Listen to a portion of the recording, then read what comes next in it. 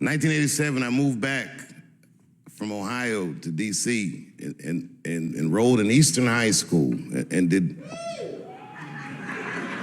You must not have went there when I went there, champ.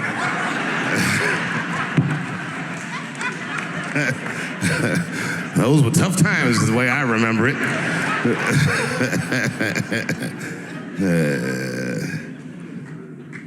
When I had gone, I lived with my father for 3 years. I went to middle school in Ohio, and when I'd gotten back to Washington, the crack epidemic was in full swing, and the city was largely unrecognizable to me. I was an older kid, and kids my age were doing a lot of wild things that I didn't know that kids would do. I'd never seen a kid with a pager before. I didn't know anything about selling drugs or any of that shit. All I knew was every day when I went to Eastern, I didn't feel safe.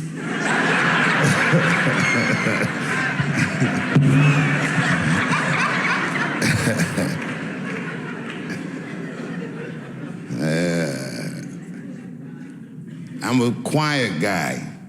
Naturally. I'm a shy person, naturally. And I used to get my hair cut on a barbershop in 15th Street Northeast, and I would go there, and everyone in the barbershop would just snap on each other.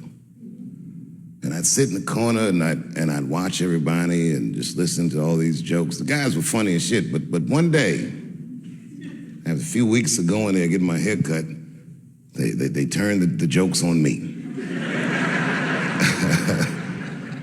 I call that day the barbershop massacre. I lit everybody in that barbershop up. I've been sitting in there listening to for weeks talk about each other. I knew every inside joke about each and every one of them, and they couldn't believe I knew this stuff. I lit their asses up.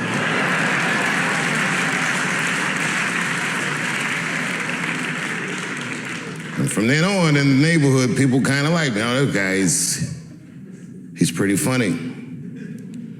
Time magazine released an article about Bill Cosby. The headline said, 50 funny and filthy rich. And I read that article, and it was when I was looking at his face before all that disgrace that I looked and I said, I could do that. I told my father, and my father said, well, then just do it. That's why I wouldn't even know where to start. And he said, well, look in the phone book. It was before the internet, if you're young. We used to have a book with phone numbers in it of.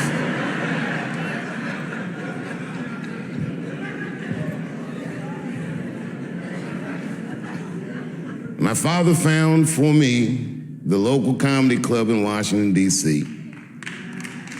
I called him.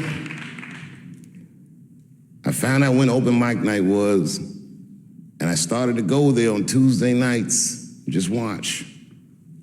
And then one night I went on a weekend. I would get my money together, and I would go to this comedy club, and I would just watch these comedians, and sometimes they would talk to me.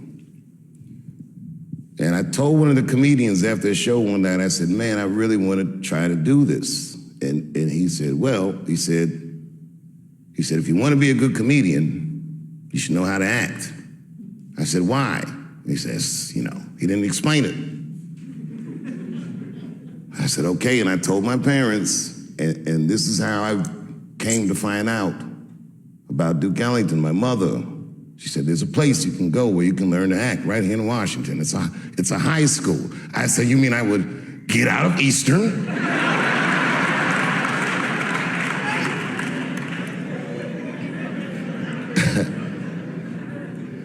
The school year was already in full swing, and Ellington has a policy that they don't let people just come in the middle of the year. But Linda Gravatt, who was the head of the theater department at the time, very graciously took a meeting with me and my mother, and I get emotional thinking about it. Anybody that went here,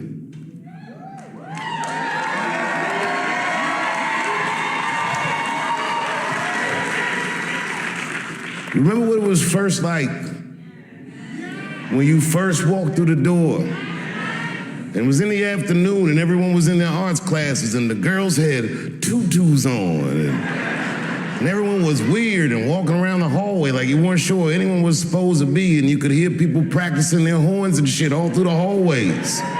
There was art bouncing off the walls. The minute I walked through the door, there was a gallery of all these children's work, and these pictures were amazing.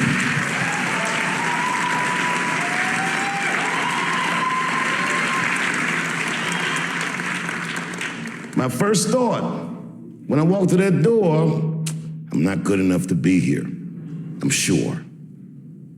Miss Gravatt sat me down, she told me about the school, and you remember Miss Gravatt, she was very businesslike, but also very warm. She was intimidating, but palpably kind. She was a paradox of a human being. And she gave me a date for an audition. My mother said, okay, Dave, it's on you. Now, those of you who know me know that I didn't prepare for that audition. That audition was like a possession. It was just something that I was proud to have.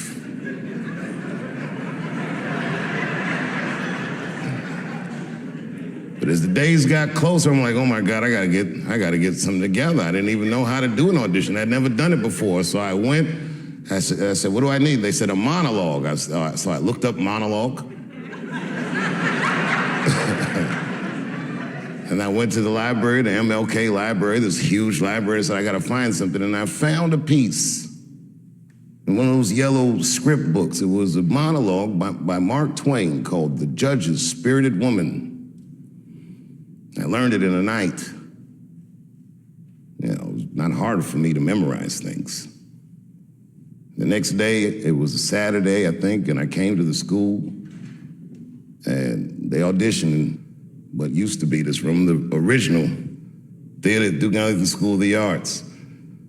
And all the department heads sat in here, and the lights are in your eyes, and there's a bunch of kids who already go to the school who come on Saturday just to see who might be coming. And I talked to all these kids before I went in, and these kids were nothing like the kids at Easton. They were like them, but they were different. They were weird and funny and self-deprecating, things like this. And I remember I came out on stage and I did my audition, and it was like terrible. I froze up in the beginning. I started, and then I said, wait a minute, I'm messing up. Let me start again. And I was nervous, and I was scared. And in the middle of the audition, I'm in the middle of the monologue, one of the teachers, Fred Leach, he said, Fred Leach, he goes, okay, that's enough. I said, well, there's still a little more. He goes, no, that is enough, he said.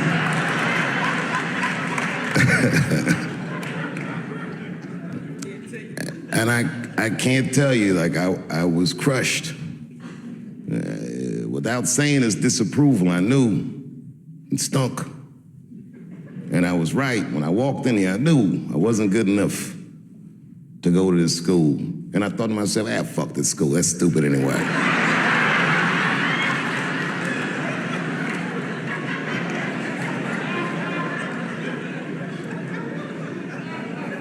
In first year theater, there's a question that they ask students from time to time. And it's a make or break question. And when you ask this question, you don't know. And the question is this.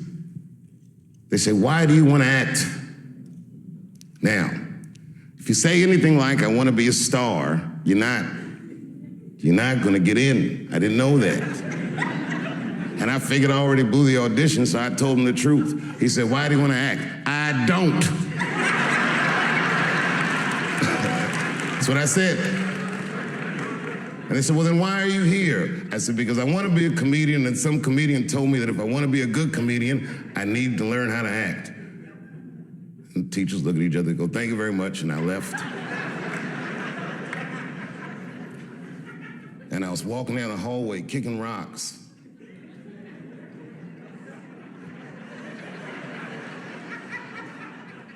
There was a kid that already went here. His name was Aiko Handy. And Aiko said, hey, man, I listened to him talking about you. I said, you did? He said,